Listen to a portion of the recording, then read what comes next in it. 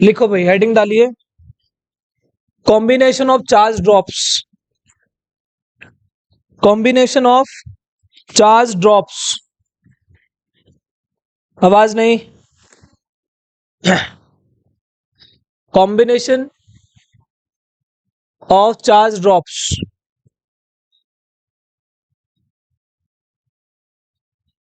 एक बार पहले सुने।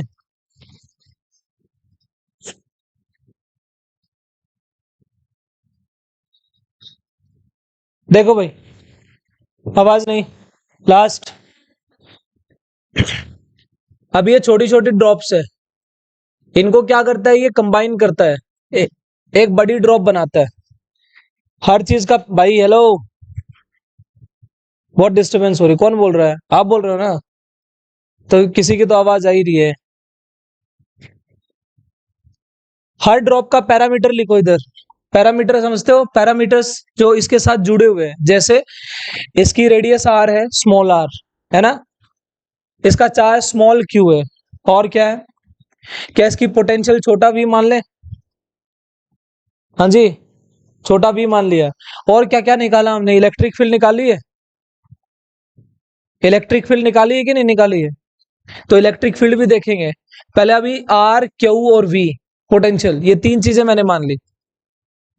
हमने एक बड़ी ड्रॉप बनाई जिसका रेडियस कितना है? क्या क्या ये आइडेंटिकल है सारी? आइडेंटिकल। अभी यहाँ पे इसका चार्ज कितना मान लें? Capital Q. इसका वॉल्यूम, इसका पोटेंशियल बड़ा वी। यहाँ पे कॉन्सेप्ट क्या लगता है? कॉन्सेप्ट लगता है कि जब भी आप ड्रॉप्स को मिलाएंगे, आप बताइए वॉल्यूम चेंज होगी क्या? कहाँ होगी वॉल्यूम चेंज? वॉल्यूम चेंज नहीं होगी, यही कॉन्सेप्ट है। तो बताओ एक की वॉल्यूम कितनी है? क्योंकि ड्रॉप एक स्फीयर है, तो इसकी वॉल्यूम 4/3 पाई आर क्यूब। क्या एक छोटी ड्रॉप की वॉल्यूम है? क्या मैं मान लूं एन ड्रॉप्स हैं, तो टोटल ड्रॉप्स कितनी हो, टोटल वॉल्यूम कितनी हो गई? एन से मल्टीप्लाई किया। अभी इसकी वॉल्यूम कितनी है? 4/3 पाई आर क्यूब। डन। रिलेशन निकाल सकते हो स्मॉल आर में कैपिटल आर में? बोलो 4/3 पाई, 4/3 पाई आर की वैल्यू बोलो, आर की वैल्यू। क्या एन की पावर 1/3 इंटू आर आ गया कि नहीं आ गया? क्लियर है? तो बड़ी ड्रॉप की रेडियस क्या होगी वो इस से हम निकाल लेंगे। अब ये आने के बाद सबसे पहले मुझे बताओ ई का फॉर्मूला क्या होता है? वी का क्या निकाला आप लोगों ने? वी का के क्यू बाय आर निकाला था। पहले इसकी पोटेंशियल बताना, छोटी की कितनी थी? K small q by small r, ये आ गया। अच्छा, बड़े की कितनी होगी? K capital q by capital r, यही होगी ना। अब मुझे बताओ क्यू की वैल्यू कितनी है? N q. क्या एक छोटी की क्यू है और एन ऐसी ऐसी मिलके क्या बना देंगी? एन क्यू बना देंगी, तो इसकी वैल्यू एन क्यू होगी। क्या आर की वैल्यू तुमने इसकी टर्म में निकाल ली? निकालो। K n q divided by r की वैल्यू एन की power 1/3 into r, k Q by r, छोटा भी है, एन की पावर 1 कितना आ गया? एन की पावर 2/3 इंटू के क्यू बाय, यानी कि छोटा भी लिख दे। रिलेशन आया। बड़े वाले की पोटेंशियल छोटे वाले की पोटेंशियल से एन की पावर 2/3 टाइम्स हो गई। इलेक्ट्रिक फील्ड बोलना कितनी थी? इलेक्ट्रिक फील्ड, एक बात, ये दूसरा कॉन्सेप्ट, तीसरा, अभी तक जो जो किया सब निकाल लो। कैपिटल क्यू कितना हो चुका है? एन क्यू, ये भी लिख ही लो। फोर्थ, इलेक्ट्रिक फील्ड की वैल्यू दी के क्यू बाय, छोटी की लिखे के क्यू बाय आर स्क्वायर, उसकी लिखना बड़े वाले की, ये ई स्मॉल है ना, और ई बिग की कितनी आएगी? लार्ज की। के कैपिटल क्यू की value n q divided by are, बोलो कितना है? स्मॉल आर की, इसमें आर कैपिटल आर का स्क्वायर, तो n की पावर 1/3 इंटू आर का square, k Q by r square, e small बन गया। तो इसकी इलेक्ट्रिक फील्ड कितनी आएगी, n की पावर ये 2/3 है नीचे, तो 1 माइनस 2/3, तो n की power 1/3 into R, E small आ गई। अब बताओ, एक रिलेशन n की पावर 1/3 का यहां भी आ रहा है, n की पावर 1/3 यहां भी आ रहा है, और यहां सिर्फ क्या आ रहा है, n की पावर। तो तीन रिलेशन निकलवाए हैं। अच्छा, ये कितना टाइम्स हो गया, n टाइम्स। रेडियस कितने टाइम्स हो गई, n की पावर 1/3 टाइम्स, n की पावर 1/3 टाइम्स, n की पावर 2/3 टाइम्स। ये होता है कॉन्सेप्ट। अभी इसमें एक चीज रह गई, वो होती है कैपेसिटेंस। उसको हम नेक्स्ट चैप्टर में करेंगे। साइलेंट करो भाई इसको, किसका फोन है। हाँ ठीक है जी, अच्छा नहीं कर दिया। हाँ जल्दी लिखो, जल्दी फटाफट।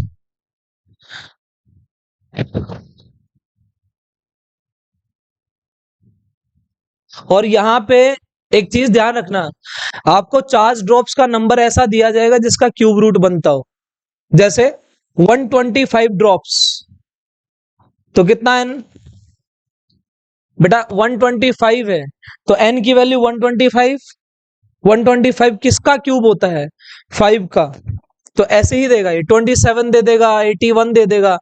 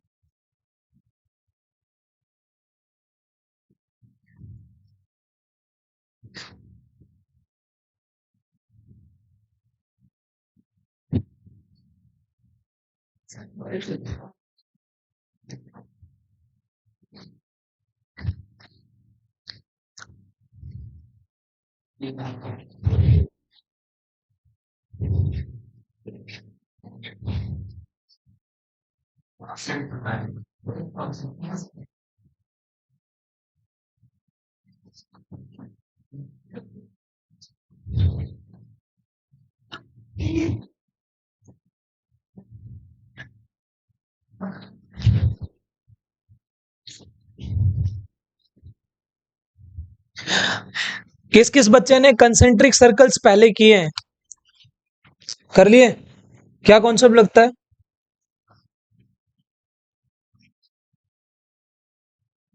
वो तो इंडक्शन हो गया।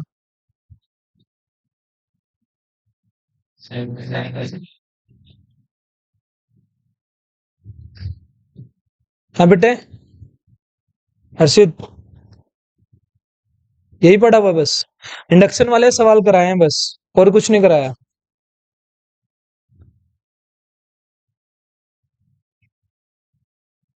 डन। इस पे क्वेश्चन मार्क लगा के छोड़ दो। क्यों छोड़ दो, अभी मैंने कैपेसिटेंस पढ़ाया नहीं है, अगले चैप्टर में कैपेसिटेंस आएगा। इसका मतलब ड्रॉप से रिलेटेड सारी चीजें बन सकती हैं। वैसे एक बार बता देता हूं, ये देखो, आप ऐसे लिख लो, ये 4 पाई एप्सिलॉन नॉट आर होता है। किसी भी स्फेरिकल कैपेसिटर का कैपेसिटेंस इतना होता है। बताओ, क्या ये आर आ गया, आर की वैल्यू निकाली हुई है आप लोगों ने। तो नए कैपेसिटेंस की कितनी आएगी, यहां बड़ा आर आ जाएगा, बड़ी ड्रॉप की बड़ा आर, और आर की वैल्यू कितनी। क्या अभी भी रिलेशन कैसा आएगा, नहीं आया समझ में। बेटा एक छोटी ड्रॉप का कैपेसिटेंस कितना है, 4 पाई एप्सिलॉन नॉट आर, और बड़ी का कितना होगा, 4 pi epsilon not capital R. Capital are की वैल्यू क्या, आर की एन की पावर 1/3 इंटू आर। क्या ये तो पुराना बन गया। इसका मतलब क्या, सी डैश पहले से इतना ही तो हो गया। तो चार्ज ड्रॉप्स में क्या कॉन्सेप्ट लगता है, सिर्फ इलेक्ट पोटेंशियल को छोड़ के सारे एन की पावर 1/3, ये इतना टाइम्स हुई है। क्लियर। नेक्स्ट हेडिंग डालिए, लास्ट पार्ट है आपके चैप्टर का, कंसेंट्रिक सर्कल डालो, उसमें डालिए कॉन्सेप्ट नंबर 1, डालिए कॉन्सेप्ट नंबर 1।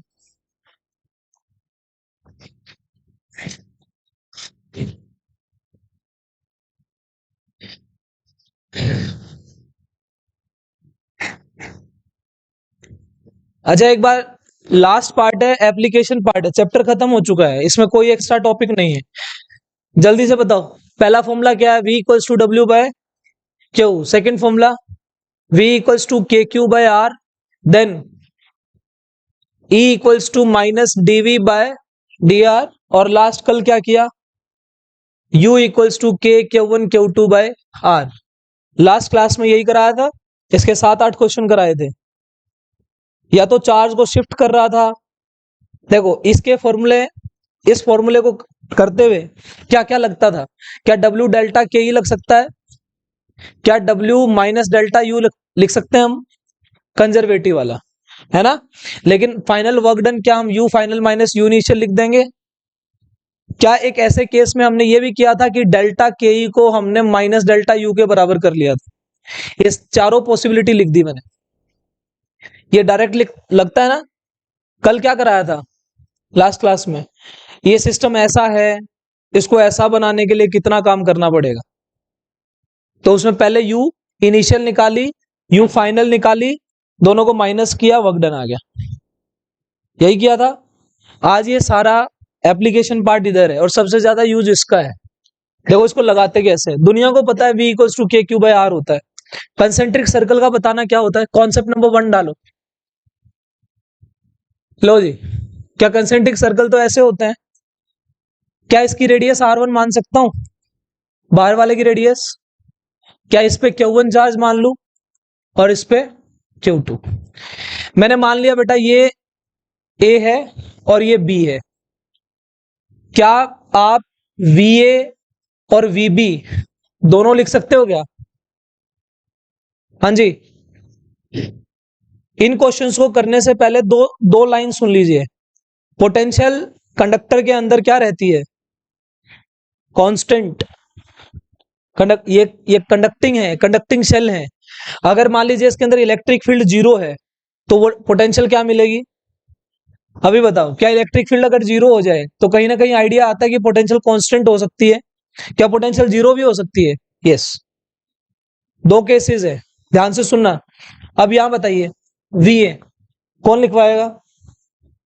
बेटा ए के ऊपर पोटेंशियल किसकी वजह से है? इस Q1 की वजह से भी है।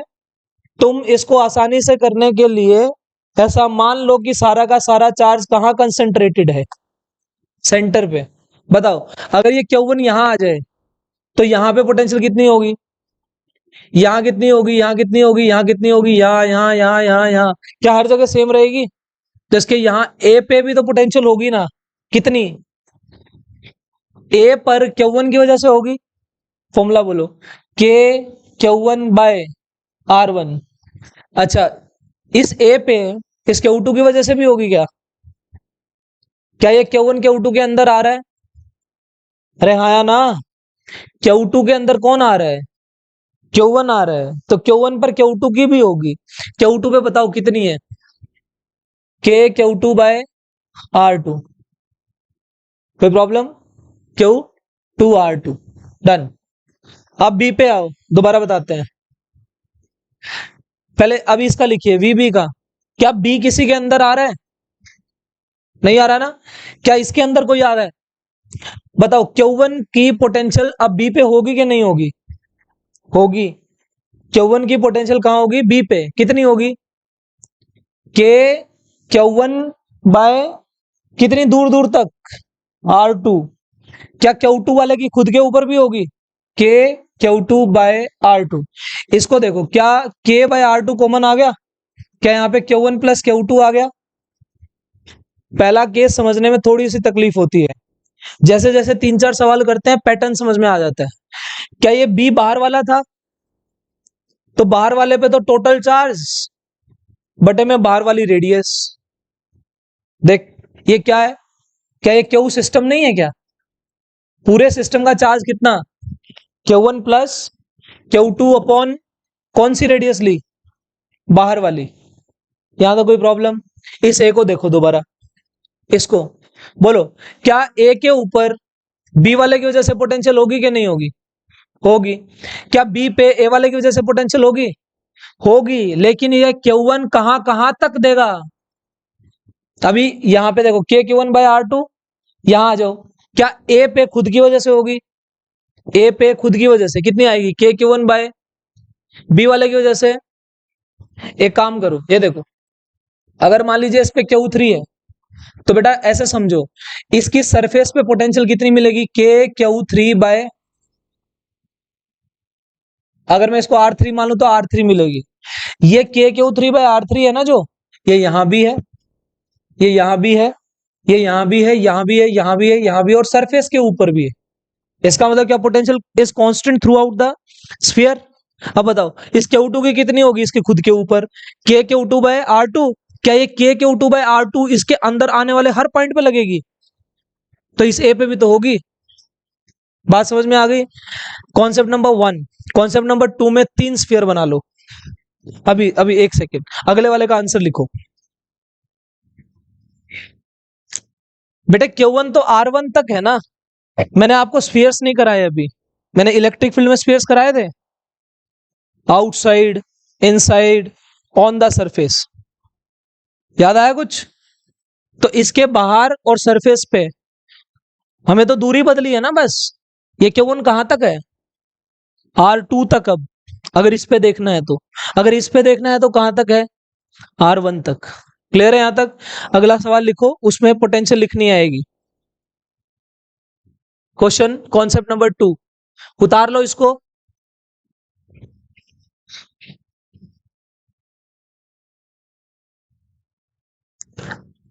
लो जी,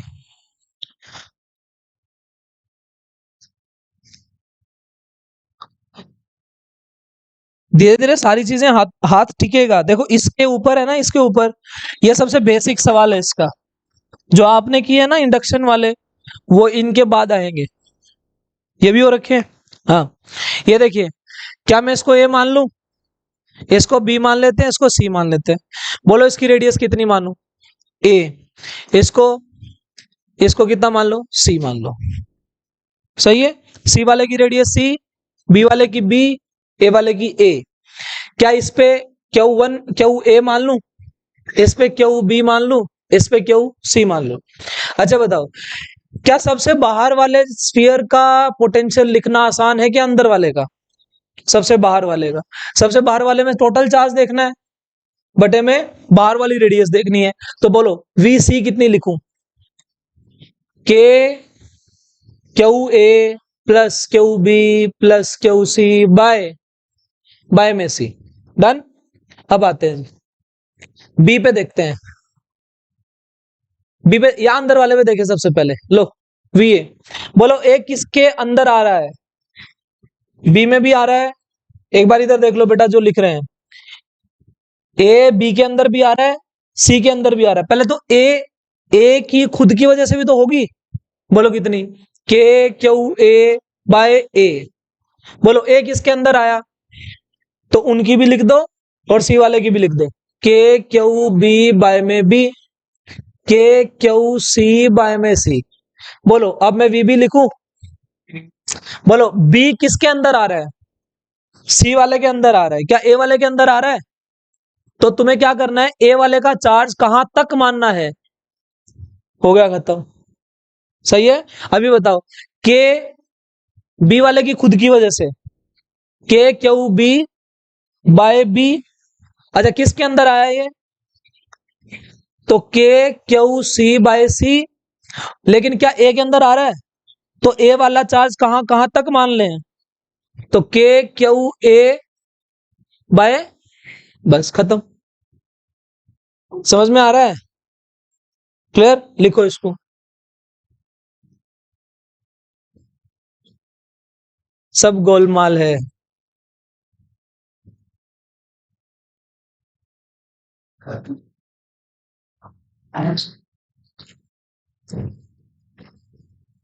हाँ जी, हाँ कंडक्टिंग है भाई ये। अभी नहीं है, अभी नहीं है। तभी तभी इन इन सवालों में इंडक्शन आती है। अरे बोलो मत।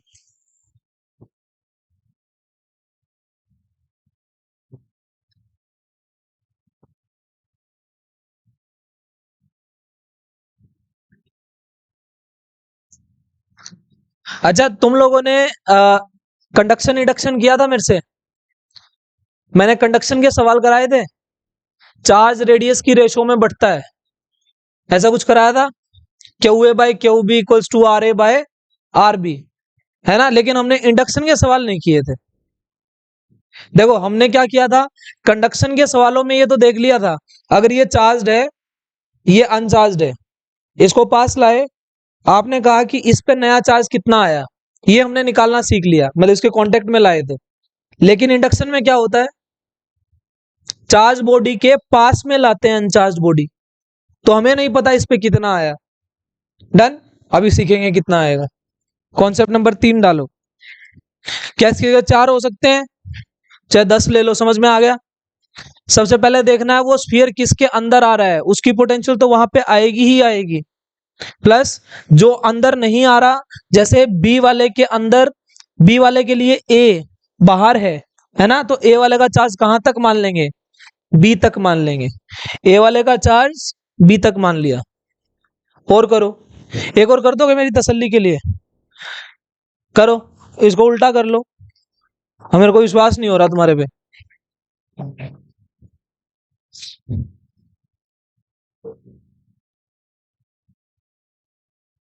हाँ, उल्टे सीधे देने पड़ेंगे तुम्हारे को। लो, ये ए है, इसकी रेडियस बी है, ये बी है, इसकी रेडियस सी है, ये सी है ना।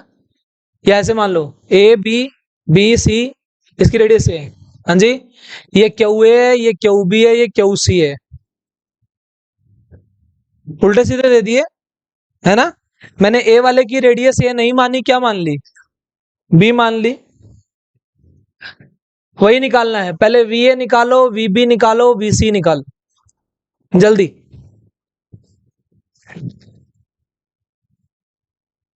आ रहा है समझ में? शुभम पजल सॉल्व कर रहा है। ये ए है, ये बी है, ये सी है, लेकिन इनकी रेडियस, ए वाले की रेडियस बी है, बी वाले की रेडियस और सी वाले की रेडियस ए है। अब करें, नहीं हो जाएगा? सर पागल हो गए हो क्या, है? लो जी, सबसे अंदर वाला वी ए लिखवाओ सारे, अरे इधर लिखवाओ सारे, इधर इधर बोलो। वी ए किसके अंदर आ रहा है, बी के अंदर भी आ रहा है, तो ए वाले की खुद की पोटेंशियल भी तो होगी। बोलो ए वाले की खुद की potential, k Q a by q C by b, very good. आगे बोलो, बी वाले के अंदर आ रहा है के क्यू बी बाय बाय सी, आगे के क्यू ए बाय ए, ए वाले की तो अभी भी यही है, ए वाले की तो ए ही रेडियस है ना अभी भी। हाँ, अच्छा जी, बी बोलो। देव लिखवा भाई, लिखवा देगा, कमाल कर रहा है यार। बोल बी किसके अंदर आ रहा है, बी किसके अंदर आ रहा है शुभम, ये बी सी के अंदर, ऐसे नहीं करना, ए के अंदर आ रहा है, तो ए वाले की भी होगी, बी वाले की भी होगी। बोलो बी वाले की, के क्यू बी बाय सी, के क्यू ए बाय में ए, ए वाले की ए है ना। नहीं आ रहा समझ में, क्या यार?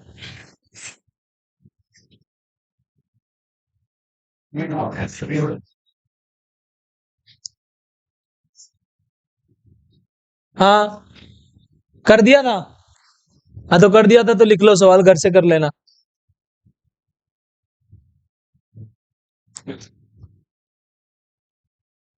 बस रेडियस चेंज कर देते हैं, ए पहले वाला ही तो है ये। लो जी, अब लिखवाना, रेया लिखवाएगी, चल। सबसे बाहर वाला स्फीयर कौन है, कनिष्का।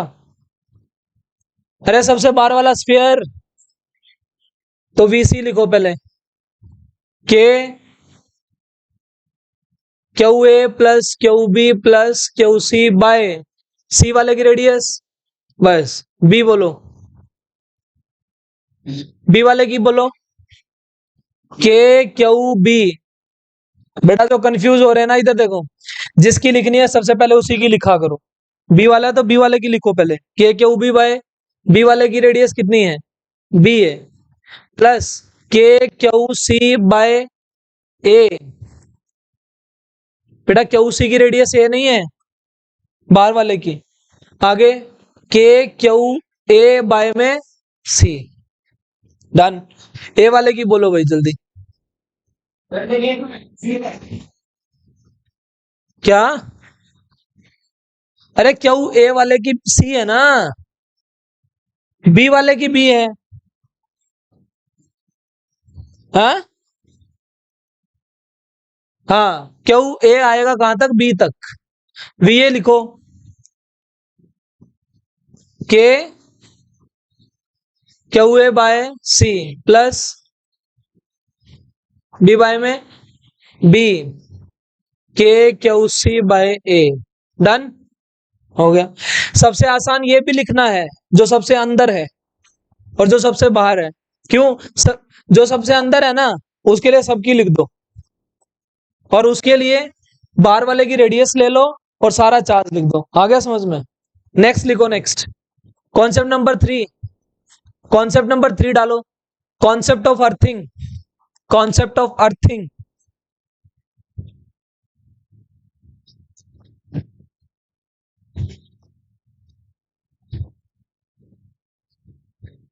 लो जी, कॉन्सेप्ट ऑफ अर्थिंग। भाई दो स्फीयर हैं आपके सामने, इधर ये R1, ये R2, इस पे Q1 है, इस पे Q2 है। डन। और इस बाहर वाले की अर्थिंग कर दी, इसका नाम ए है, इसका नाम बी है, तो वी ए भी बताओ, वीबी भी बताओ जल्दी। सेम, पहले वी ए वी बी लिखो, अर्थिंग को भूल जाओ जैसे लिखनी सिखाई है।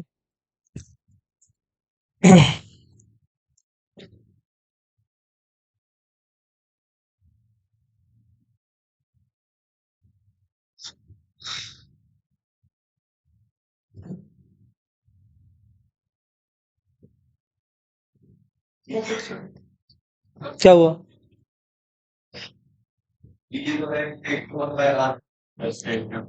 लिखो भाई लिखो, वी ए बता।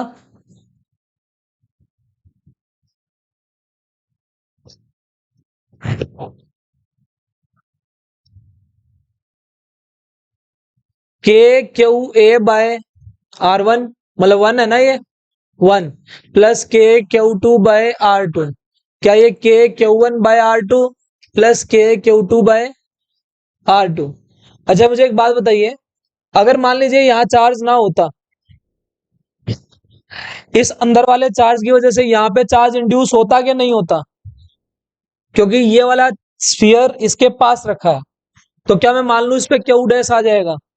पहले अभी मैंने क्या माना है, इसके ब्रैकेट में लिख लो, ये कौन चार्ज है, इंड्यूस चार्ज है, ये इंड्यूस होके आया है। लेकिन भाई बताओ, मैंने किसकी अर्थिंग करी? अर्थ की potential zero.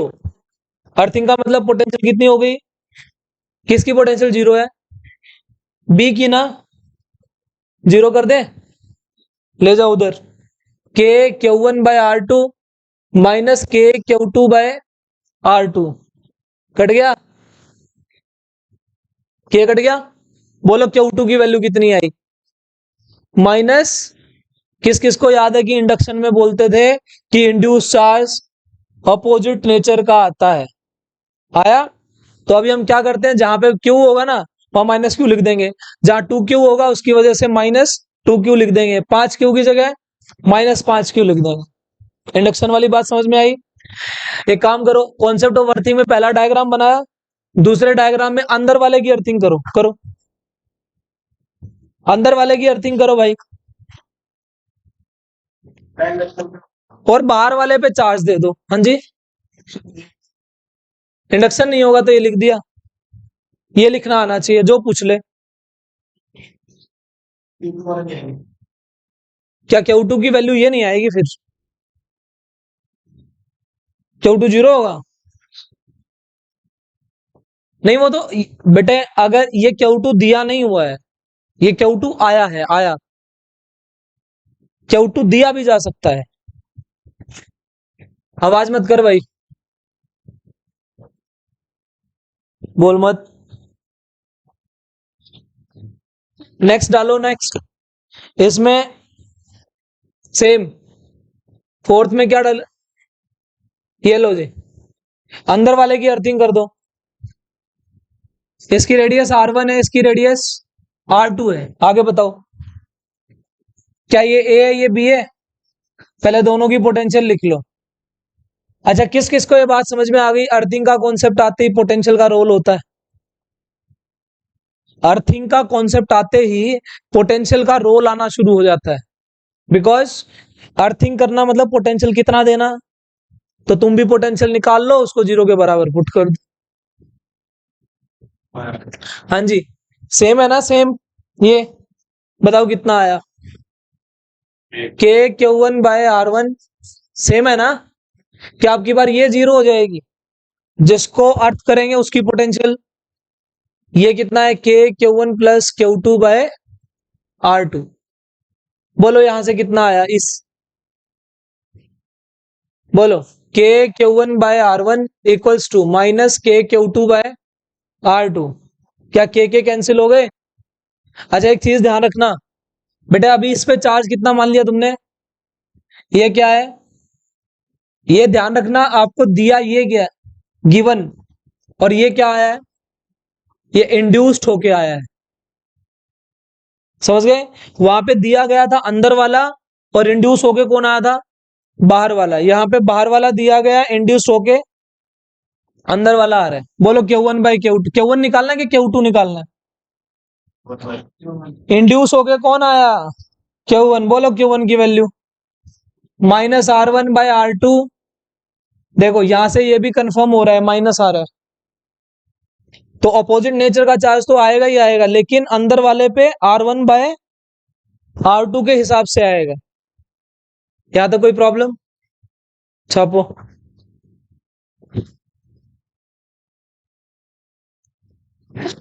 Concept number 5, 4 concept हो गए।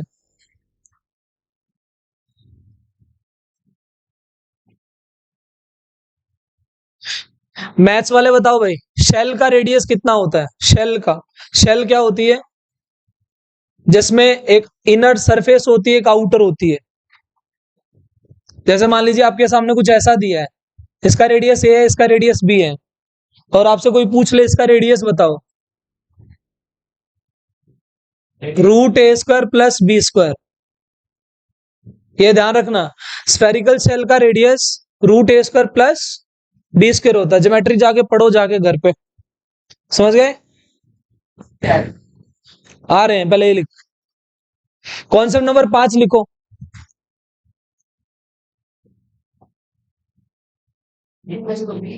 हो गया?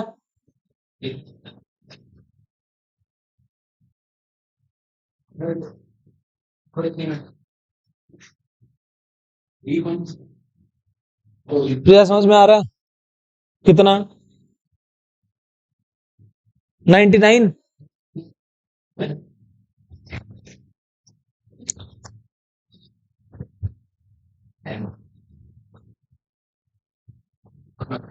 लो जी बेटे, आवाज मत कर।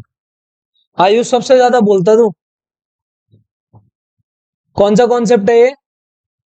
5वां। लो जी, अभी आपको 2 स्फीयर दिए, ये सिग्मा, ये सिग्मा। अभी तक क्या दे रहा था? अभी तक चार्ज गिवन थे, अब की बार क्या गिवन है? Charge density. अंदर वाले की रेडियस ए मान लो, बाहर वाले की रेडियस बी मान लो। ऐसे केस में लिखो राइट पोटेंशियल।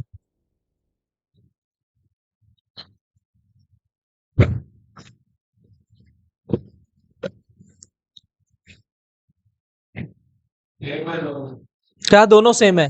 सिग्मा सिग्मा, हाँ जी। डेंसिटी सेम है, पोटेंशियल लिख के दिखा सकते हो? ट्राई करो।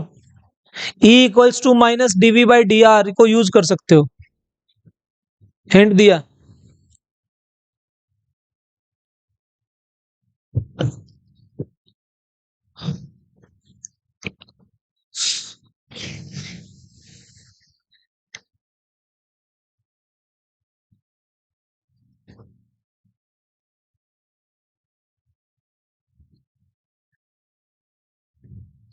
कर सकते हो ट्राई।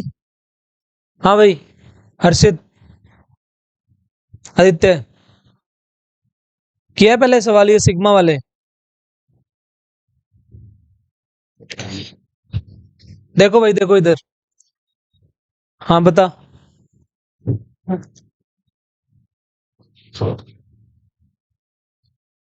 हाँ हाँ हाँ हाँ।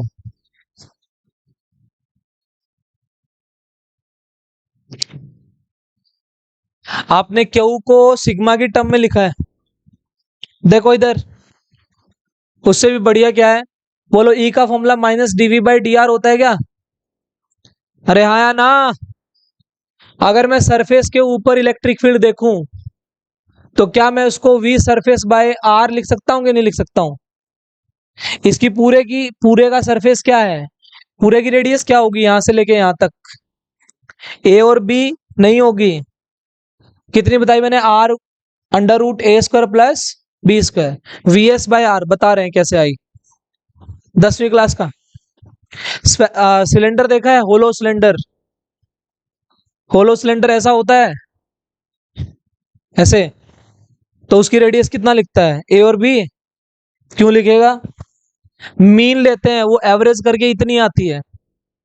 ये एवरेज वैल्यू होती है जो आसपास आती है। ये वाली वैल्यू बी के आसपास आती है, एवरेज वैल्यू लेते हैं। नेक्स्ट देखो एक बार, अभी रुक जा। E S equals to V S by are. बोलो ई एस कितनी होती है? Electric field on the surface of conductor, sigma by epsilon naught. कितनी होती है? Sigma by epsilon naught. V S by are, बोलो वी एस कितनी आई? Sigma by epsilon naught into R. कोई प्रॉब्लम यहां तक? एक नया फॉर्मूला बन गया। Potential on the surface of conductor, ये लिख लो, electric field on the surface of conductor sigma by epsilon not होती है। कंडक्टर के हमेशा परपेंडिकुलर मिलेगी बेटा। इधर देखिए, अगर ये स्फीयर है ना, इसकी इलेक्ट्रिक फील्ड इधर मिलेगी, इधर मिलेगी, इधर मिलेगी, इधर मिलेगी। क्या मिलेगी ये? क्या है ये? परपेंडिकुलर। दो बातें हैं, इलेक्ट्रिक फील्ड कंडक्टर की सरफेस के क्या होती है और कितनी होती है? सिग्मा बाय, अगले चैप्टर में प्रूव भी हो जाएगा कैपेसिटर में। यहां कितना आ रहा है?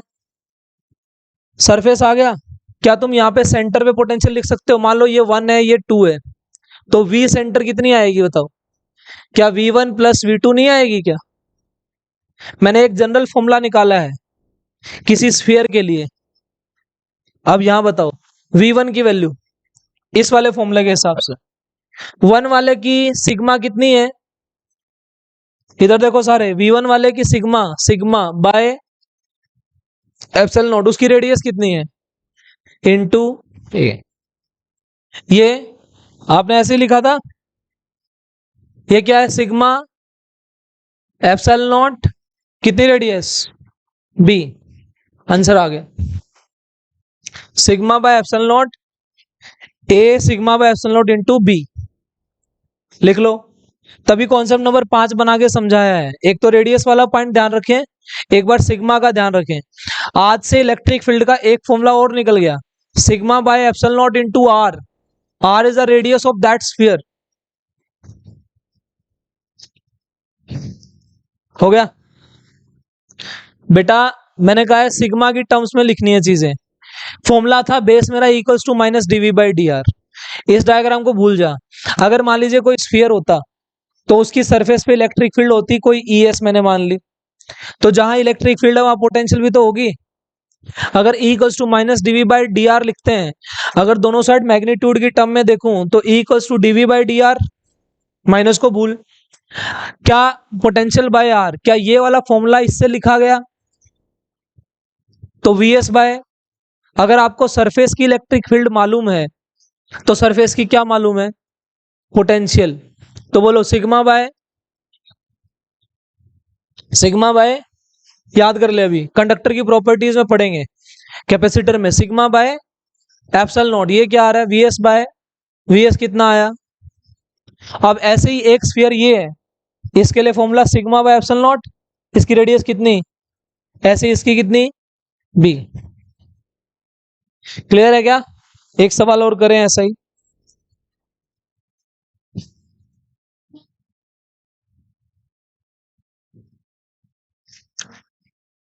अच्छा, क्या ये फॉर्मूला इतना ही सही है क्या? अरे ये फॉर्मूला इतना ही सही है क्या? यहां बताओ, सिग्मा की वैल्यू बोलो कितनी होती है? चार्ज अपॉन, अरे चार्ज अपॉन, तो क्यू अपॉन 4 पाई ए स्क्वायर के बी स्क्वायर, ना ए स्क्वायर ना बी स्क्वायर, कौन? आर का स्क्वायर, है ना? वहां क्या चल रहा है? क्या सिग्मा कॉमन लेते ही एप्सिलॉन भी कॉमन आ गया? अंदर क्या बचा? ए प्लस, बोलो आर की वैल्यू भरो यहाँ पे, q into a plus b by 4 pi epsilon naught r square, भर दिया। आर की वैल्यू बोलो, ए प्लस बी, यानी कि ए स्क्वायर प्लस बी स्क्वायर बच गया। That is your final answer. Done, कर लो भाई। कितने कॉन्सेप्ट कराए हैं? 5। छठा, सातवां, आठवां कुछ कॉन्सेप्ट्स हैं, जैसे इंडक्शंस के क्वेश्चंस आएंगे, वो करेंगे। 5 कॉन्सेप्ट समझ में आए? इनके सवाल बना के आना। असाइनमेंट दो।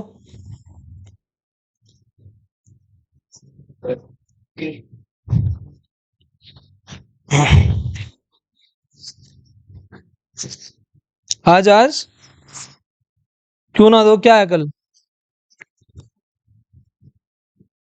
हम्म,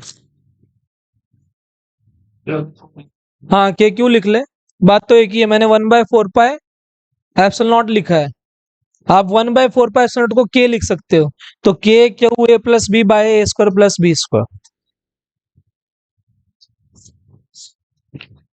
exercise number 1, section d complete. Section d complete करके आओगे 56 से लेके 68। एक्सरसाइज 2 में लिखिए, सेक्शन डी में सिर्फ 4 सवाल हैं। एक्सरसाइज नंबर 1 और 2 का section D, D D for doggy. ठीक है, जाओ ले लो।